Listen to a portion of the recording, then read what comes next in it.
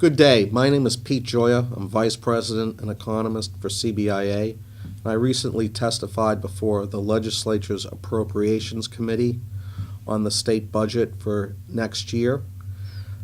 It's important that there be changes to that state budget because we're facing right now a $500 million deficit, a deficit that's expected to exceed $700 million for the next year of the biennium, and more importantly, in 2012 we begin 3 years that, according to the legislature's own budget office, we're facing $3 billion plus deficits because the balanced budget that we have right now is because of one-time spending that's been used to the tune of $5 billion. So we have a huge budget crisis that becomes a cataclysmic budget crisis as we move forward. It's really important for the legislature to work with the governor on structural changes to state spending. It's not enough just to trim around the edges when you're facing hundreds of millions or billions of dollars in problems. And certainly with an economy that's lost already 94,500 jobs, the last thing we want to do is raise taxes and give disincentives for businesses to bring on people, because the most important thing the legislature and the governor have got to deal with is the economy. And one of the ways that they can deal with it that's either positive or negative, depending upon what they do, is what they do with state spending.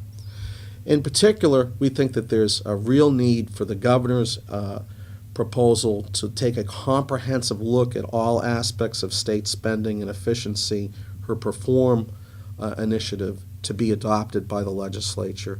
And in addition, I think that they've got to start looking at some of the big cost drivers of the state budget. They've got to look at changes to long-term care to produce serious savings.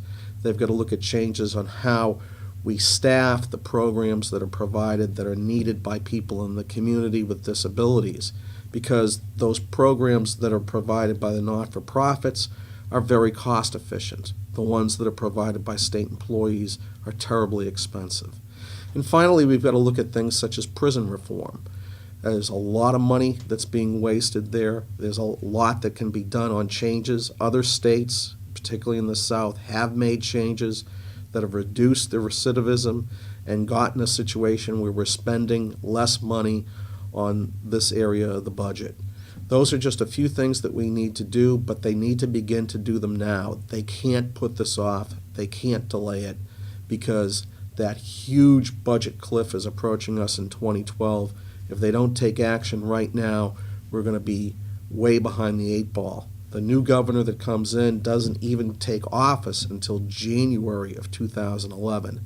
How can they possibly get the budget in shape for July 1st, 2011 for the next biennium if the legislature does not work with the governor today in terms of modifying the budget? And finally, they need to hear from you. The legislature will not act in the way we want it to act unless business people reach out, call their legislator and say, we're struggling in this economy that's already lost 94,000 jobs.